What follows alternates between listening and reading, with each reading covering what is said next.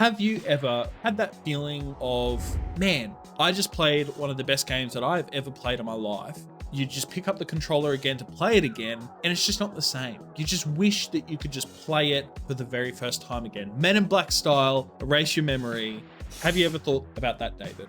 Oh, 100%. There have been a lot of games that I've played throughout the years where I wish I could experience it again for the first time, just because there was such a beautiful experience that doesn't hit the same way when you play it a second time. Even though it's still a great experience, it's not the same. It's just not the same. Yeah, you were just like, man, I wish I could just play Overwatch 2 again for the very first time and open up all of those loot boxes. Hopefully, I get some really great character skins. Oh, No? I have my face on my hands right now.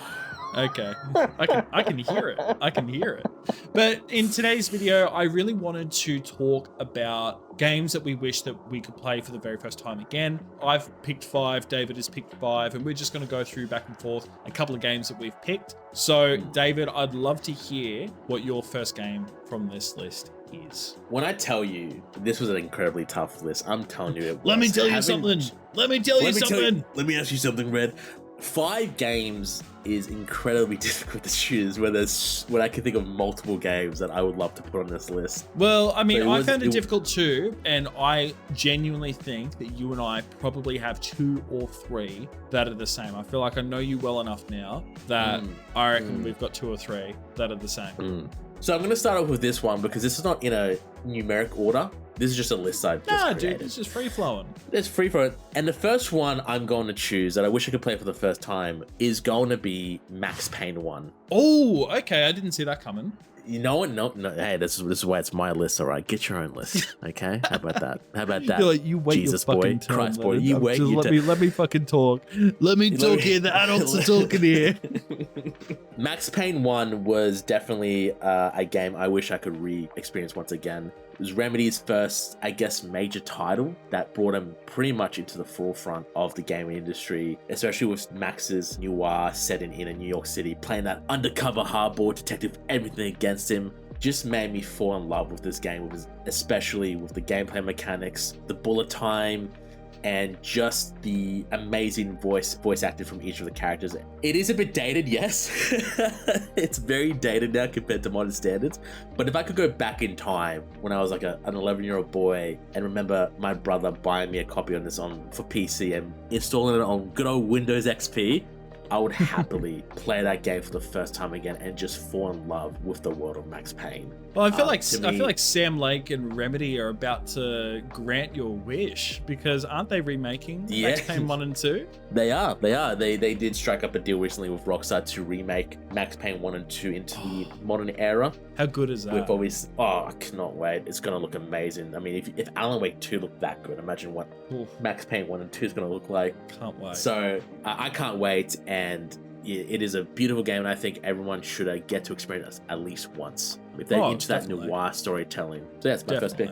Well, that's a great pick, and like I said, I definitely didn't expect that. I thought that you're probably going to go a little bit more mainstream like I have, because I'll just say this now, I've got 2 that are probably a little bit more niche, and then I've got 3 that are a little bit more mainstream. So I'm probably going to get through the mainstream ones, or the most obvious ones first, I think.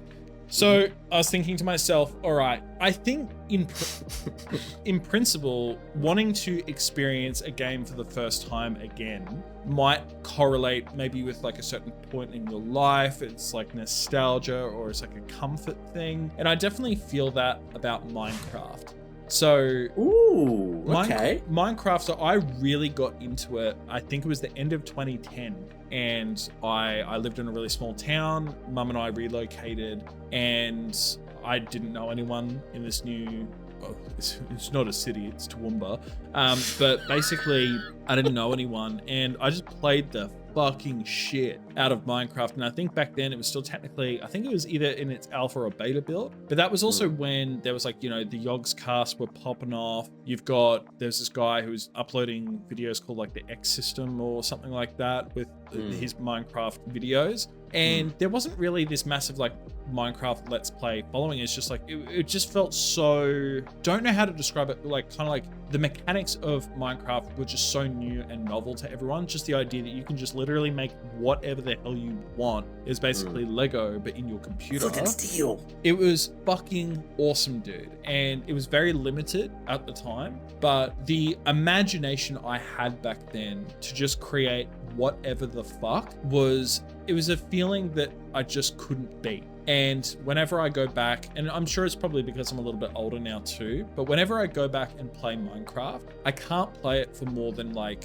half an hour to an hour, because it's not that I get bored, but I think over the years, you kind of just, and I don't know if this is isolated to just me, but you kind of develop like a certain specific building style, and it's so hard to break the mold without like looking up YouTube videos on how people make other things, which I don't really like to do. I just want to build my own shit. And after a while, it's like you have a stint in Minecraft, you build a new base, and you're like, all right, what now? There's just doing the same shit over and over again. But playing it for the first time, when you're not familiar with these mechanics, and you're just exploring, digging for diamond, and like, you know, just experiencing snowfall or rain for the first time, or, you know, with a crafting table, you're finding all these new recipes and new ways to creatively build a base or a home or a castle or a city or literally whatever you want to do. It's just so nice experiencing that for the very first time.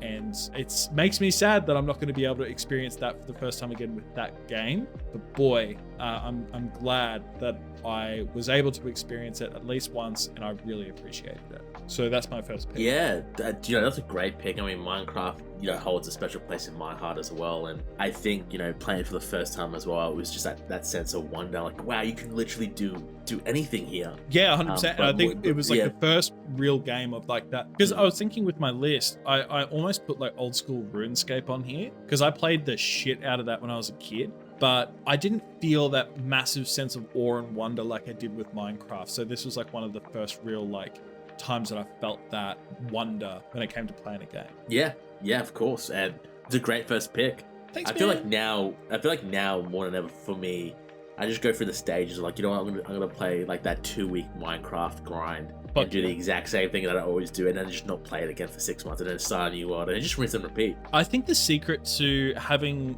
a successful world, if you revisit it again, is having someone to play with. Doing an online multiplayer where you like you and a friend, and it's like, cool, you go and do this, or I'm going to go do this, or whatever, and you're working on a project together. And I guess forming new memories over that. I used to do that a lot with my friends like Jeremy and stuff like that back in the day, where we'd live together and spend the weekend like on a fucking rainy day, just like eating snacks and like building this new world together or whatever. And it's like, man, it's fucking wholesome. Yeah. To be honest, that does sound really wholesome. Yeah. Maybe we should play it together sometime. Maybe we should, bitch. Fuck you. What's your next game? Next game, I was thinking about obviously RPGs and what inspired me to play certain video games, because there's so many RPGs that I can think of that have a special place in my heart that I wish I could play for the first time again. So I decided to choose a very, very good one that's close to my heart and I wish I could experience again for the first time, and that is Fallout New Vegas. Oh, great pick. Ironically, not made by Bethesda, made by Obsidian Entertainment, Fallout New Vegas was the second Fallout game that I played. Yeah. But just after Fallout 3. And my god, that was such an amazing experience just to revisit the world that they built. It is glitchy. It is glitchy as hell. It is a buggy mess. But behind that, it's the Bethesda charm. It's not the Bethesda charm. It's the Obsidian. Oh yeah, charm. true. But if you stick with it, you will find a very big gem of a video game where the writing is so funny. The way you can obviously choose how you can approach the situation with quest is insane. And just, you know, you could be a goody two-shoes, or you could be degenerate and go straight to New Vegas and gamble all your life savings away. It's a perfect game. And I wish I could replay it again for the first time and just lose myself in that world again. Man, that's such a great pick. Yeah, because now that I play it, you know, I just know what's going to come around the corner. I know obviously how things can change and how they can differ. Sure, you can obviously replay it multiple times as you want and try different avenues, but to me, that first playthrough will always be the most magical, and there's nothing that I could possibly fault in. And I honestly wish Bethesda would just let Obsidian just do a New Vegas 2. Just give me a New Vegas 2. That's all I ask. Man, or even just like a very regularly criticize this world of remakes that we live in, where it just feels like we get so many remasters or remakes these days rather than just brand new IPs and games. But I'm not perfect, and I would love to. I'm only human. Well, it's kind of like the the Oblivion remake that came out, or remaster, I guess. So I never really I couldn't get into Oblivion, the original version on the Xbox 360. I just couldn't do it because it just, straight off the rip, it just felt old to me, and I just couldn't. And it almost put me off of Skyrim, but I'm glad it didn't. Now that the remaster came out, dude, I fucking love it. It's significantly, like, it's super accessible, and I can understand now why people actually love Oblivion more than Skyrim. I totally see it now. And if Fallout New Vegas got that treatment, oh man, that would be fucking incredible, because that would sell like hotcakes. Oh, dude, that would sell like hotcakes. I'll admit something. I've played the shit out of Fallout 3 and Fallout 4. I never really played Fallout New Vegas.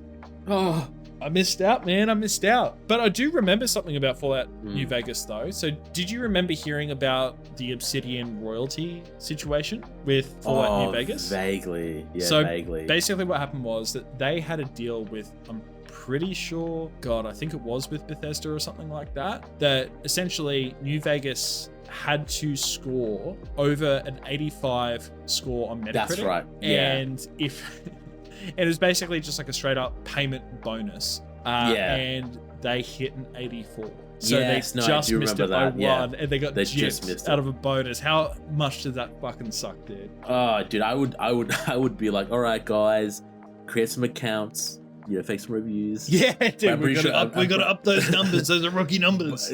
I'm pretty sure it's 85% critics, like actual, like from reputable sources, like IGN, sort of like that. Yeah. Well, no, I found that interesting. Okay, cool. Well, so that's your second game? Hell yeah, that's my second game. What about you? What's your second game? All right, well, speaking of Bethesda, I actually did go with Skyrim as mine. And I feel like that's probably... Get a load of this guy. Yeah, get a load of this guy. I'm a Bethesda shill, what can I say? Fallout 4 Anniversary Edition did nothing wrong, just kidding.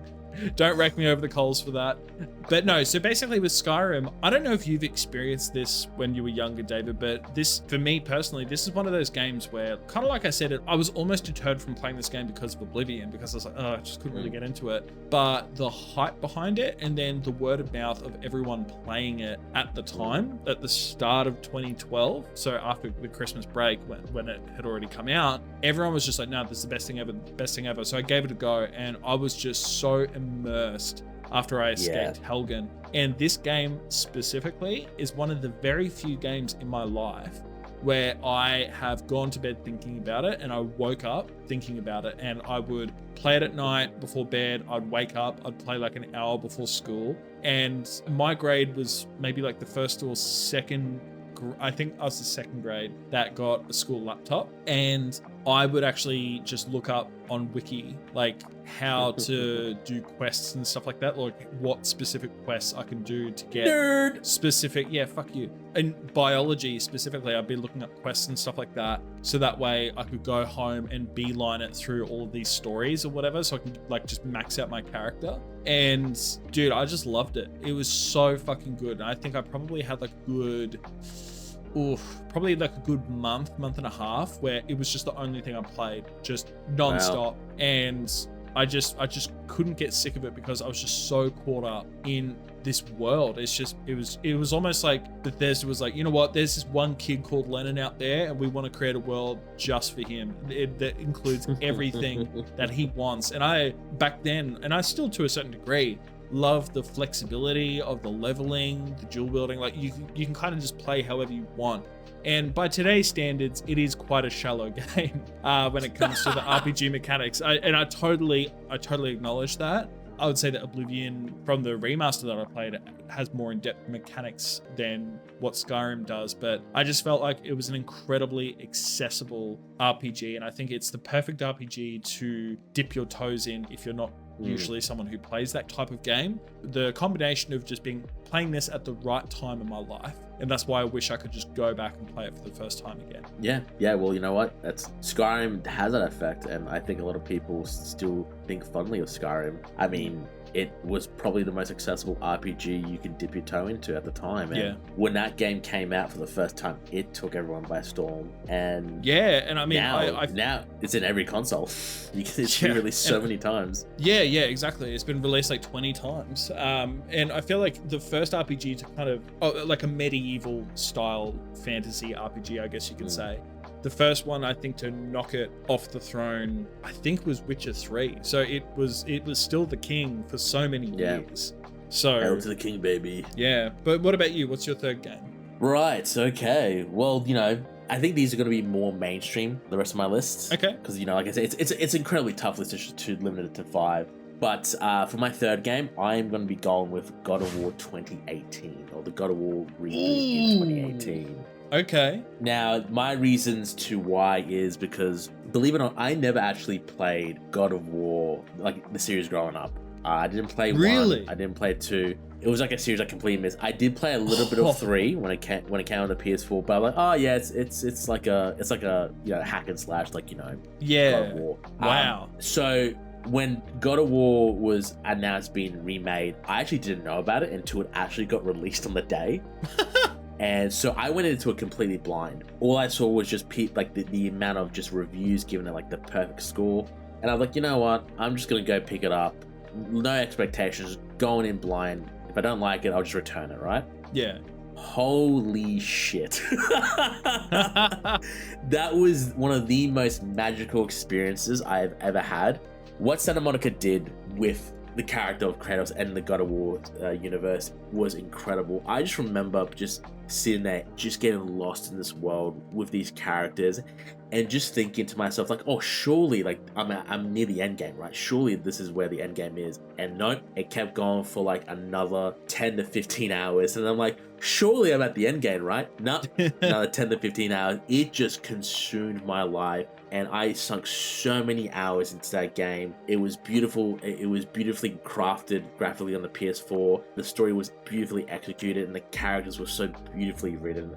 I know I just said beautifully like 3 times, but that's all I can say. How else can I describe this game? How else I can describe it? It's like it the classic first party Sony game formula where it's like, you know what? We've got a dad with a chip on his shoulder and he's looking after his son or something like that. Boy. And I remember just the first time I was playing it, and you could, with the axe, how you can recall it, right? And when you recall it, it was so satisfying. I just remember I spent the next 30 to 45 minutes just sitting on the edge, just throwing it off the map and just record it, because it was just so satisfying. Yeah, that's a great pick. To be honest, it was like one of my first choices, because it just moves me in a way that a video game hasn't done in a long time. Yeah. And I think it breaks my heart, because when I try to replay it now, I just can't get back into it when I first replayed it, because it was such a magical experience. I just can't be like, I'm going to sink another 30 hours into this when I've already done it. Yeah, I was going to say, like, with this one, because it's such a story-driven game, and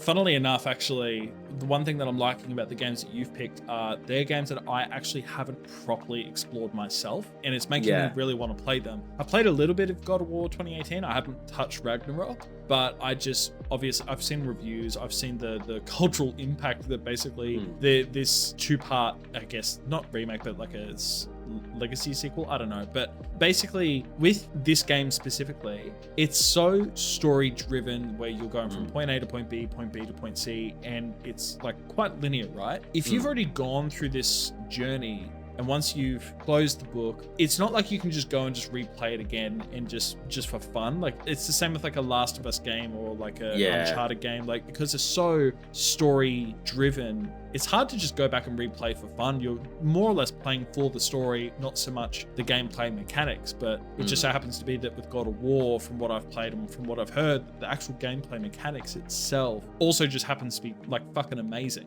So I totally understand why you wouldn't be able to really play it again, especially like you could when you first played it. Yeah. And to me, it's a game I wish I could just replay for the first time again, because it's beautiful. Yeah, absolutely. Cool. All right. Well, I'm going to throw my hat in the ring, and this is going to be probably my last mainstream game. And I feel like you and I had a very similar experience with this one. And I have a feeling maybe you have got this on your list as well. I feel like I know where this is going. You've surprised me with your list so far, my Yeah, friend. But yeah. I think you've got Elden Ring on there. You son of a bitch, Yeah, you're right. Miyazaki, you've done it again. Miyazaki's done it again. And, Yes, and I do have Elden Ring on my list. I can't actually wait to hear your thoughts or why it is so special to you, but I'll just say for me, so I'm not typically someone who's into the Souls-like formula or the Souls-like games, and I'm slowly dipping my toes into it more and more, and I'm kind of like, it seemed like such a inaccessible genre of game for me because I don't consider myself as someone who loves the idea of like, oh my god, I'm going to play something really fucking hard. That doesn't sound fun to me. But approaching this, because it was an open world, I was just like, you know what, I've heard really great things about this, and I'm just so excited to go blind into this. And I remember how much I loved the culture around it, like everyone on TikTok posting all these memes, and I love all the little messages where you can like, you know, oh, so no head or something like that, or no maidens and stuff. And I'm like, this is genuinely so funny, and it blew my mind that I offer you an accord. It blew my mind that you could basically have the story where you almost didn't even need to play the story really to enjoy it. You can get so many countless hours, at least dozens of hours, just exploring and just doing whatever you want to do, and you're not confined to like, all right, here's your quest log, you got to do XYZ. Everything was just like, you need to pay attention to what people are saying, and even when you are paying attention, you don't actually 100% know exactly where it is that you're meant to be going. Yes, there is some guidance for the main story, but when it comes to everything else, there's so much you can miss if you blink, you know? And I just love the freedom and flexibility of your builds, and it just makes me want to play all of the other, like the Dark Souls games, probably play Sekiro, Bloodborne. And I remember as well, specifically with my gameplay experience, this was when in Brisbane, so we had this massive flood, and I was basically stuck at home and I couldn't do anything. So I just played this game for like 2 weeks straight, and I barely left the house, and it was just all I could think about. And I think what really got me excited about this is kind of that feeling that I explained before with Skyrim. It was the first time I had felt that feeling about a game since Skyrim. I was like, holy shit, this is it. I've been waiting for this feeling.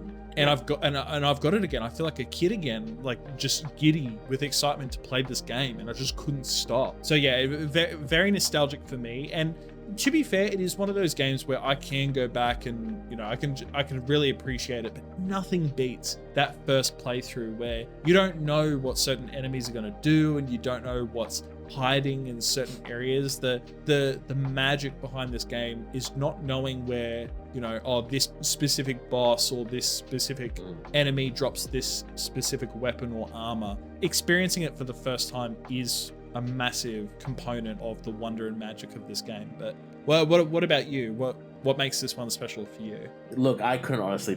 You pretty much said everything. I couldn't put that up myself. Elden Ring. I feel like we had a very similar experience, right? Because you know you're in Brisbane at the time too. Hey. Yeah. No, I was flooded in as well. So I was completely flooded in, and I knew nothing about this game. And I just remember just seeing that it came out on Steam and just seeing the numbers. So I was like, you know what? I'm gonna drop like the $100 is just to play this game. And I remember when it fully downloaded, that's when my internet completely cut out. So it was at the perfect time too. So I was like, you know what? I'm gonna go into this blind, and holy crap! I'm so glad that, you know, while the floods were awful, that a lot of people lost a lot of things. Like for me, that I didn't have to do anything. It's horrible, but I didn't have to do anything. Could have happened at a better time for us, maybe. For experiencing this game. And experience this game for the first time. And unlike you, I'm very used to the Soul series, so I knew roughly what I was going to get myself into. But Elden Ring just took it beyond another plateau, another level that no other Soulsborne game has ever come close to.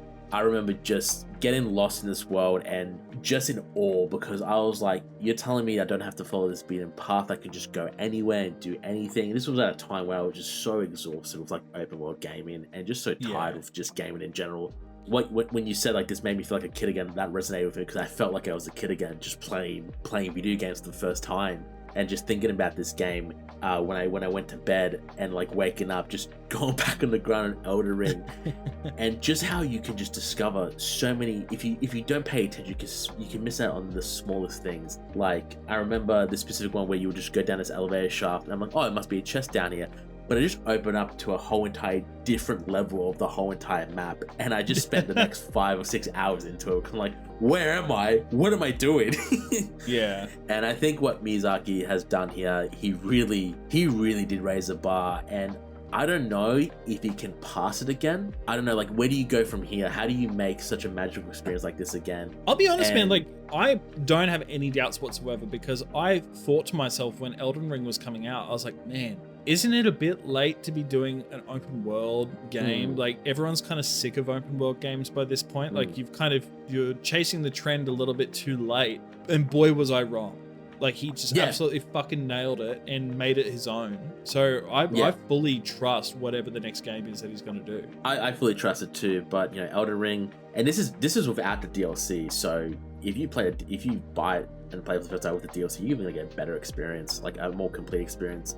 Yeah. So, you know, Elden Ring, it is masterfully crafted in its mechanics and its open world setting. It's beautifully executed.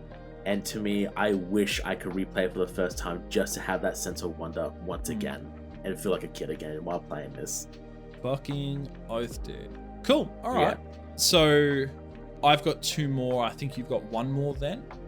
You do have 1 more, yeah. Okay, cool. So this is where it gets a little bit niche. So okay. I remember, so I'm just going to say the game. So it's Lord of the Rings, The Third Age. So this was a game for the original Xbox and PS2. So I had it on the PlayStation 2. And I was, at the time, I think it came out in 2005, and I was expecting this game to be very similar to the other PlayStation 2 Lord of the Rings games that came out, you know, a couple of years earlier, which was The Two Towers and The Return of the King. Never forget it. Yeah. So, you know, those EA games, they were really fucking just great, really great button masher games. So I remember asking Mum to buy this for me from like Big W or something like that. I was pestering her, and, you know, we didn't really have a lot of money, and I didn't think she was going to say yes, but she did for some reason. So I was so excited. And I started playing it, and I was like, this game is weird because it's a Final Fantasy style turn-based RPG, but set in the Lord of the Rings universe. And it's also set paralleled the events of the film trilogy. So, you know, you're basically following this main guy. He's a captain of Gondor. His job, he is supposedly tasked by he's tasked by Gandalf to try and catch up to Boromir, because he knows that Boromir is going to try and take the ring from Frodo in the first movie. So these characters that we're playing as are almost like you're playing characters that are just off screen from the movies, that aren't actually in the movies, but were almost in them, if that makes sense.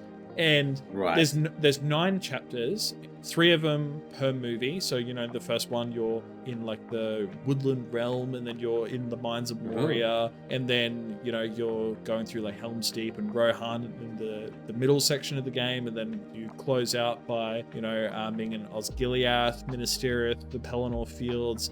And basically, it's just a party game where, well, it's a turn-based RPG, but you've got a party of like up to 6 people, and you're just leveling them up. You're equipping gear, and it's really like you're managing their stats, but also like it had this combat system where, because it's turn-based, if you use a certain ability, let's just say 20 times in a row, you would unlock the next attack within that ability tree. So you wouldn't unlock shit by spending points. You would unlock shit by literally using abilities within that tree. And that makes sense, like you're getting experience. Yeah, and I thought that was fucking cool, dude, and revolutionary. And I think the reason why I picked this game, because I'd love to be able to play this again, and I've got it. I've got the original Xbox disc, so I can slot it into my Xbox 360. So I every now and then I go back and play it still today, and I just love it.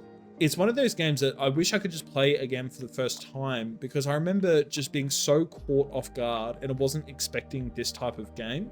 I have played a turn-based RPG before, and that was A Legend of Dragoon. but it was nowhere near as complex and as in depth as this. And I was also obsessed with the Lord of the Rings universe. It's like one of my favorite fantasy universes of all time. And the fact that it was basically like a game designed for me, basically, like the type of gameplay was just so in-depth and cool and different. And I wasn't expecting that from Lord of the Rings. So that's why that's my fourth pick.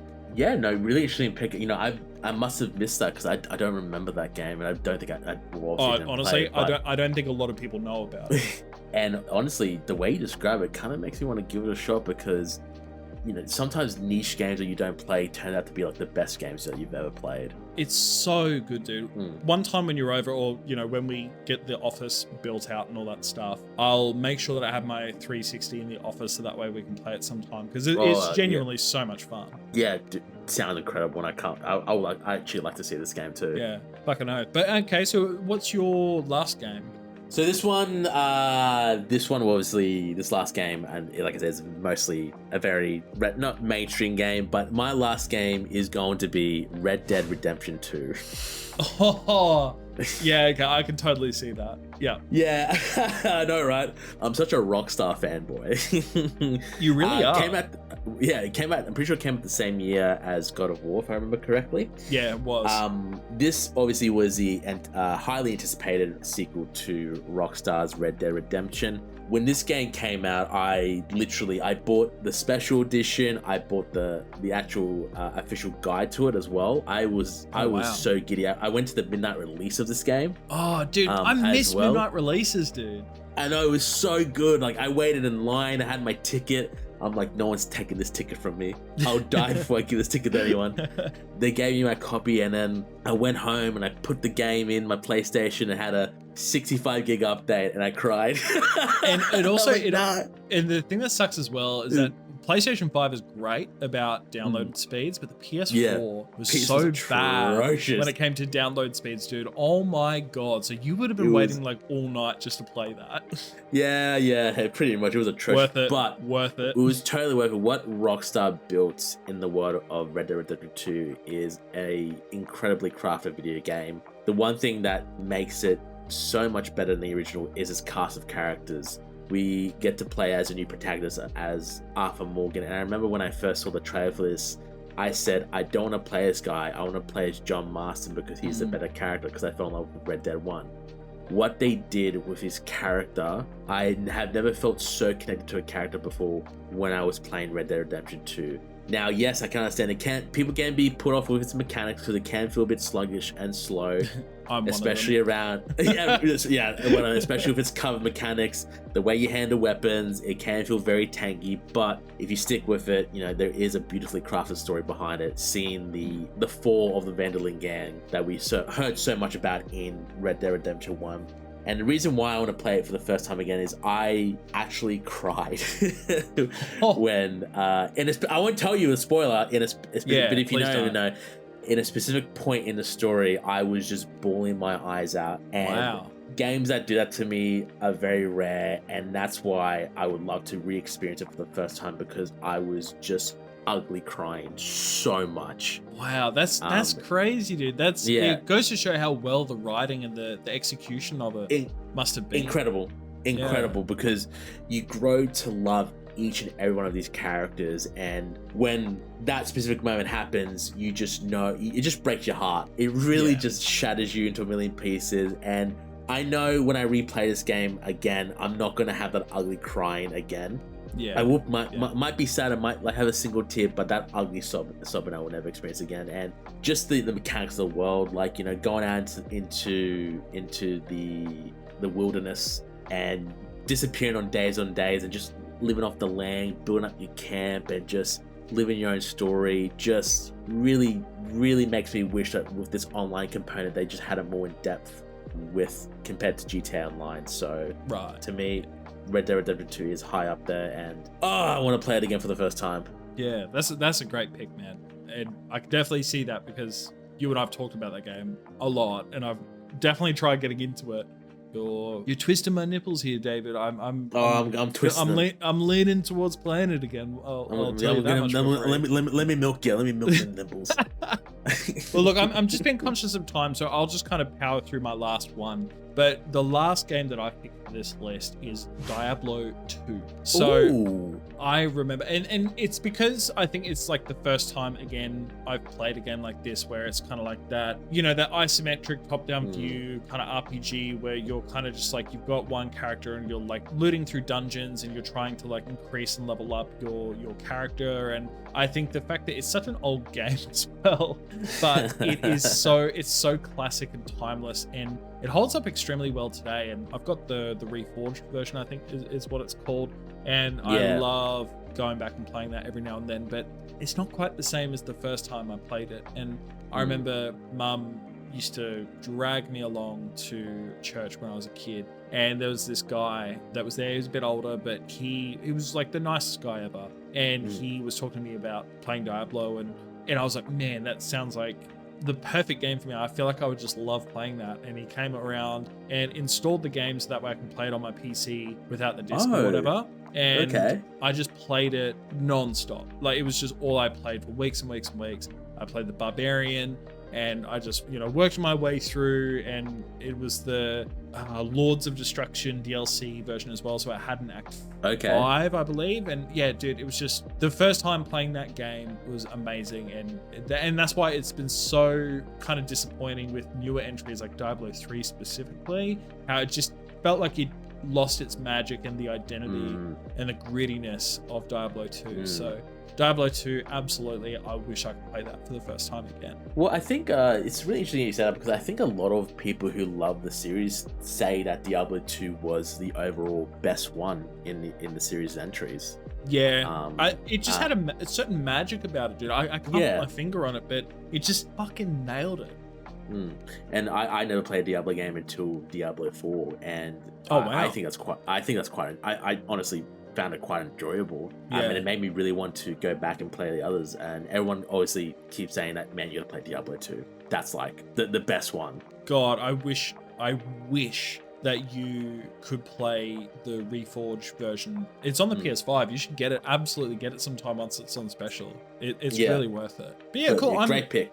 Yeah, thanks. And honestly, overall, I'm pleasantly surprised that we only overlapped once. I honestly thought that we were probably going to say Skyrim and Minecraft and Elden Ring, but I'm really pleasantly surprised with your list. So I'm actually really surprised with your list. I'm actually glad that we only had one, because I feel like every time we do this list, we always have 3 of the same. Yeah, I know. So I was like, this time I put down everyone. I'm like, I guarantee you that's the other one he's gonna have on there. Damn. Well, yeah, I'm pleasantly surprised, my friend. But hey, would you look at that? You've made it through the entirety of this episode. Congratulations. This video is just one section of our weekly gaming podcast called Last Week in Gaming Today. If you're interested in checking out the full episode or more discussions like the one you've just watched, I'll leave a link to the podcast in the description and comment section below.